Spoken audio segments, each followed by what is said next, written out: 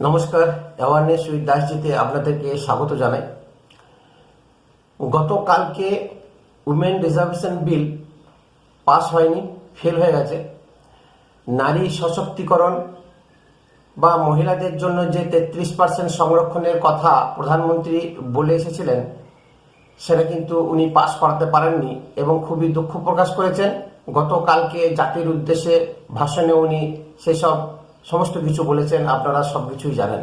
লোকসভাতে মহিলা সংরক্ষণ বিল যে পাস হলো না, এটা হয়তো নরেন্দ্র মোদী, অমিত শাহ বুঝতেই পেরেছিল পাস নাও হতে পারে, কিন্তু এমন সময় এই বিলটাকে ওনারা পেশ করলেন, এতে বিরোধীরা যতই বলুক আমাদের জিত হলো, গণতন্ত্রের জিত হলো, ভারতের সংবিধান রক্ষা পেল, এই নানান ধরনের কথাবার্তা বা কোর্ট ওরা সকাল থেকে সন্ধ্যে পর্যন্ত যে দিয়ে গেছেন, এটা আমি বলবো সম্পূর্ণভাবে মিথ্যা।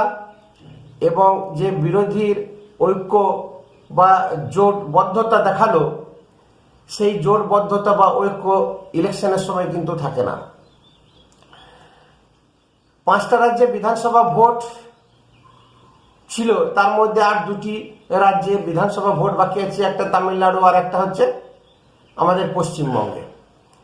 বিশেষ করে আমাদের পশ্চিমবঙ্গে আমাদের দিদিমণি কন্টিনিউ বলে যায় যে মহিলাদের যে উন্নতি, সার্বিক উন্নতি, মহিলাদেরকে যে একটা স্বাবলম্বী করা একমাত্র আমি করেছি, এর আগে বামফ্রন্ট সরকার কংগ্রেস কেউই করেনি। উনি করেছেন। উনি কি করেছেন? দান খয়রাতি করেছেন, লোন নিয়ে, ঋণ নিয়ে দান খয়রাতি। উনি করেছেন রূপশ্রী, কন্যাশ্রী, ভাতাশ্রী, যত রকমের ভাতা আছে মহিলাদেরকে দেওয়া, বিশেষ করে লক্ষ্মী ভাণ্ডার মাসে 1,500 করে দেওয়া। এই যে দান খয়রাতি দিয়ে মহিলাদেরকে সশক্তিকরণ করা যায় না। সে 1500 টাকা, 2000 টাকা বা যুবকদের 1500 টাকা দিয়ে তার যেমন ভবিষ্যৎ নির্মাণ করা যায় না, 1500 টাকা লক্ষ্মীর ভাণ্ডার দিয়ে একটা ফ্যামিলি বা একটা মহিলার সংসার চলে না, সেটা কিন্তু বোঝা উচিত।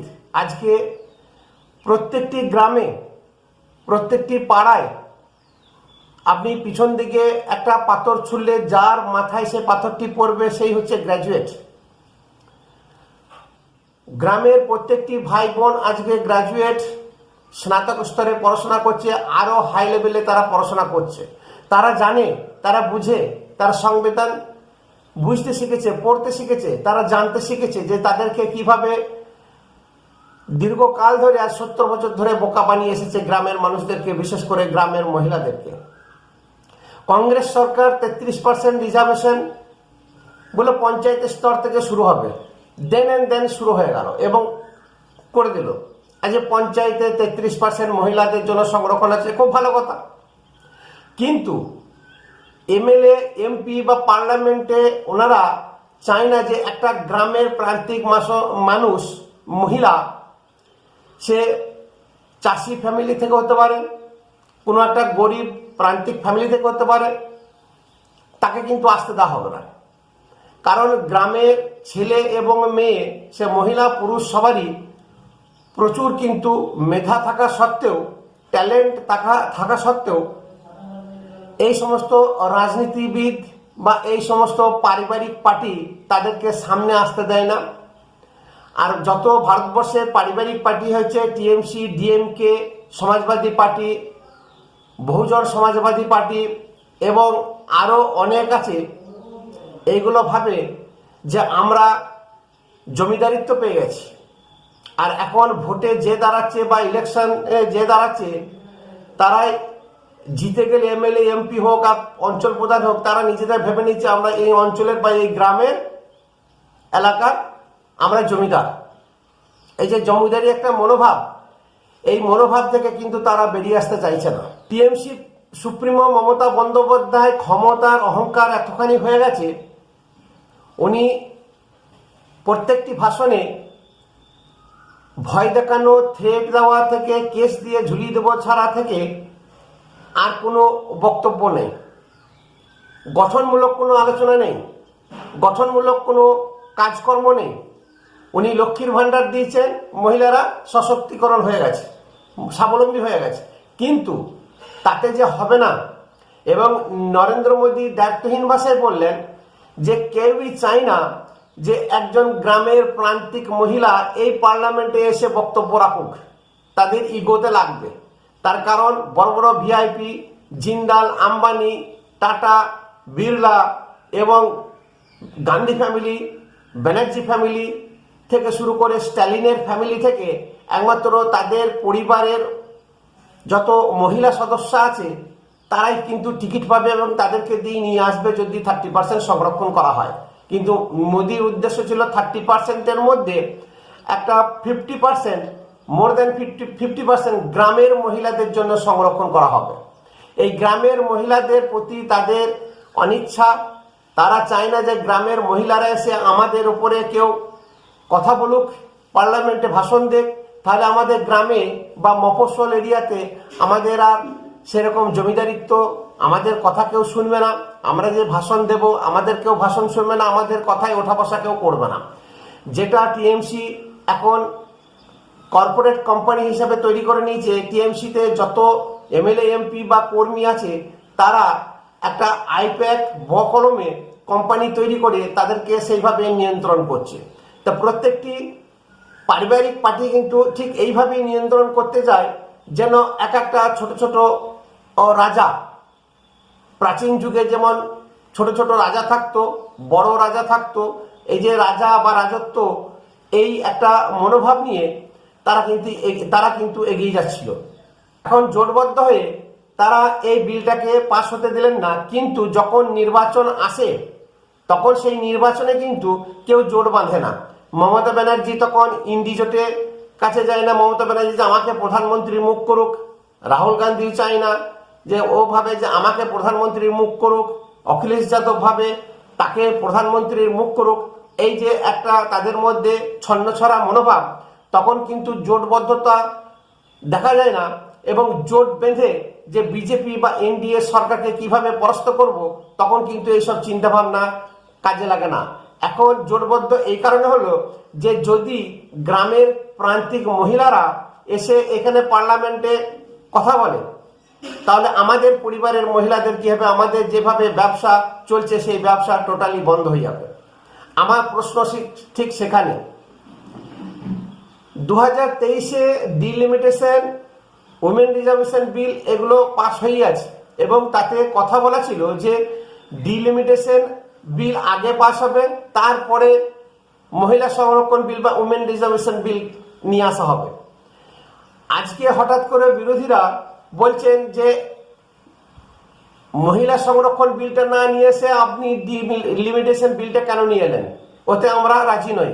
এটা দক্ষিণ ভারত ভার্সেস উত্তর ভারতের একটা বিভেদ সৃষ্টি হচ্ছে, কারণ উত্তর ভারতের সিট সংখ্যা অনেক বেড়ে যাবে আর দক্ষিণ ভারতের সিট সংখ্যা অনেক কমে যাবে। তো চিন্তা করুন, এই যে একটা বিভাজন নীতি বরাবর এরা এই ভিকটিম কার্ড খেলে থাকে। তার কারণ যেটা পাস হয়েছে টোটাল 50% করে আসন সংখ্যা বৃদ্ধি পাবে, তাহলে অ্যাজ এ পার্সেন্টেজ হিসাবে প্রত্যেক স্টেটই কিন্তু সেম। বর্তমানে উত্তরপ্রদেশ, মধ্যপ্রদেশ, পশ্চিমবঙ্গ, বিহার এই সমস্ত রাজ্যে প্রচুর লোকসভা সিট আছে। সব থেকে বেশি হচ্ছে উত্তরপ্রদেশে, মহারাষ্ট্রে, মধ্যপ্রদেশে, পশ্চিমবঙ্গে, বিহারে যে লোকসভা সিট অলরেডি বেশি আছে।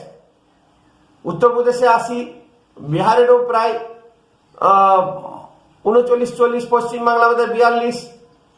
তো এরকম প্রচুর যেগুলো বেশি বেশি আছে তার 50% যদি যোগ করা হয় তো অটোমেটিক সেটা বেশিই হবে।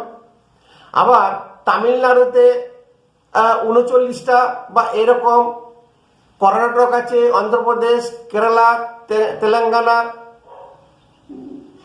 অন্ধ্রপ্রদেশ, এই যে যা যা সিট আছে তার 50% বৃদ্ধি হবে। তাহলে এখানে বিভাজনটা হলো কি করে?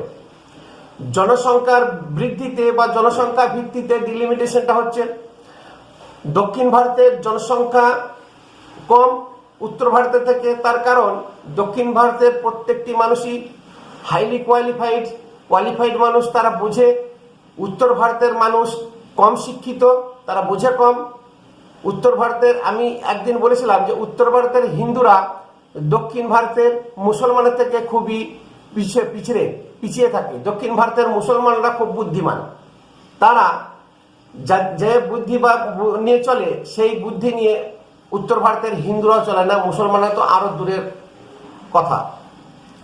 তারপরে যেভাবে অনুপ্রবেশ ঘটছে, ডেমোগ্রাফি চেঞ্জ করে দিচ্ছে, সব থেকে ভারী সংখ্যক বাংলাদেশ এবং পাকিস্তানের লোক উত্তর ভারত, বিহার, পশ্চিমবঙ্গ, ঝাড়খণ্ড এইসব অঞ্চলগুলোতে ছেয়ে আছে। তো অটোমেটিক বা স্বাভাবিকভাবেই সেখানে সিট সংখ্যা বাড়বে এবং as a percentage 50% all over India is equal. সেই হিসাবে এরা যে বিরোধী পক্ষ যুক্তি দেখিয়েছে যে দক্ষিণ ভারতের সঙ্গে একটা না ইনসাফি করা হচ্ছে, এই ধারণা সম্পূর্ণ ভুল। এবং ডিএমকে সেখানে প্রধান বিরোধিতা করেছে, তার কারণ ডিএমকে হচ্ছে টোটালি একটা পারিবারিক পার্টি। তারা চায় না তামিলনাড়ু স্টেটে তাদের রাজত্ব চলে যাক। তামিলনাড়ুতে যে একটা প্রান্তিক কোনো মহিলা অঞ্চল থেকে এসে পার্লামেন্টে বসুক বা এমএলএ হোক, তারা চায় যে আমরা যে জমিদারিটা টিকিয়ে রেখেছি, করুণানিধি যেটা শুরু করে দিয়ে গেছিলেন, সেই জমিদারিটা আমাদেরকে জীবনভর সেটা আমরা টেনে নিয়ে যাব। এই যে একটা দ্বিচারিতা বলুন বা মহিলাদেরকে যে একটা মানে অসম্মান করা, যে কাজ তৃণমূল করলো, আজকে কিন্তু এটা বিজেপির একটা প্রধান অস্ত্র হয়ে দাঁড়ালো। বিজেপি কিন্তু বোঝাতে শুরু করে দিয়েছে যে দেখুন, এরা মহিলা নিয়ে এত কথা বলে, মহিলার উন্নতি নিয়ে এত কথা বলে, অথচ মহিলাদের জন্য যে বিল আমরা নিয়ে এলাম, যে 33% মহিলাদের সংরক্ষণ থাকবে পার্লামেন্ট এবং বিধানসভাতে, সেটা কিন্তু এরা না করে দিচ্ছে। তার মানে এরা আদৌ মহিলা পক্ষে নয়, মহিলা বিরোধী তৃণমূল সরকার। এবং তৃণমূল সরকার চায় না যে এই 33% মহিলা বিধানসভাতে এসে কথা বলুক, গ্রাম থেকে পার্লামেন্টে যাক। এখন তৃণমূল বলবে যে আমাদের অনেক মহিলা ক্যান্ডিডেট আছে। হ্যাঁ আছে, অনেক নেই। আর কারা আছে?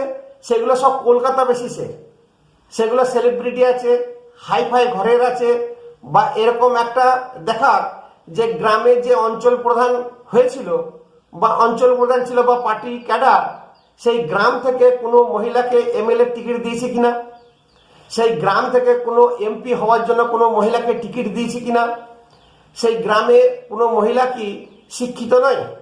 গ্রামের যে মহিলা আছে তারা কি গ্রাজুয়েট, মাস্টার ডিগ্রি নেই? তারা কি সংবিধান বুঝে না? তারা ভারতের ইতিহাস বোঝে না, ভূগোল বুঝে না, বিজ্ঞান বুঝে না? তার কারণ গ্রামের মানুষ, তোমরা গ্রামেই থাকো, তোমাদেরকে শহর কলকাতায় আসার দরকার নেই। আমরা যেভাবে বলবো তোমরা ঠিক সেইভাবেই কাজ করে যাও। আমাদের কথায় তোমরা ওঠা বসা করবে তোতা পাখির মতন। আমরা যা শিখিয়ে দেবো সেই জিনিসগুলোই তোমরা রপ্ত করবে এবং পাড়ায় পাড়ায়, গ্রামে গ্রামে সেই জিনিসগুলি প্রচার করবে। আমরা বাবুর মতন যাব, আমাদেরকে পরিষেবা দেবে, আমরা পরিষেবা নেব, আমরা চলে আসব। এই হচ্ছে বিরোধী দলের সমস্ত পারিবারিক পার্টির নীতি। নমস্কার। ভিডিও অবশ্যই শেয়ার করবেন, একটা কমেন্ট করবেন, সাবস্ক্রাইব করে চ্যানেলকে সাহায্য করবেন। ধন্যবাদ।